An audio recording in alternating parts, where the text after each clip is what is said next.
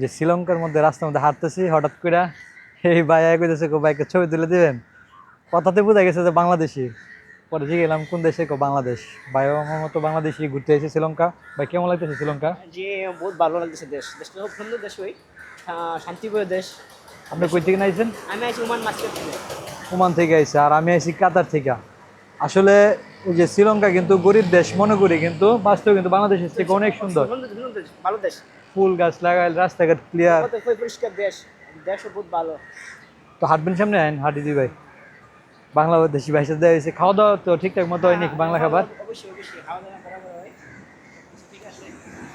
Restaurant আছে, Indian restaurant আছে। হ্যাঁ, আমিও ইন্ডিয়ান রেস্টুরেন্টে খাবার দাবার করি। আমি আবার রাস্তাঘাটে যে ছোটোখাটো রেস্টুরেন্ট পাইলো আপনার যে খেলাই কত হলো বাংলা খাবার মতো যে ইন্ডিয়ান খাবারগুলি আছে, খাই, অসুবিধা নেই।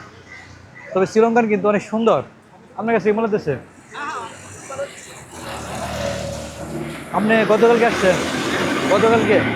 আমি আছি ও, আমি আমিও তো আসছি আপনার গতকালকে বিকেলে শ্রীলঙ্কার টাইম। দেখি আসি, আল্লাহ ভরসা। আপনার সাথে আবার দেখা হইব নাকি? ইনশাআল্লাহ ইনশাল্লাহ। ইনশাআল্লাহ। কই যাবেন? ওই যে সিএনজি হ্যাঁ নিয়েছেন? হ্যাঁ, আচ্ছা, ঠিক আছে, তো ঘুরেন, আমি একটু হাঁটি। ওকে।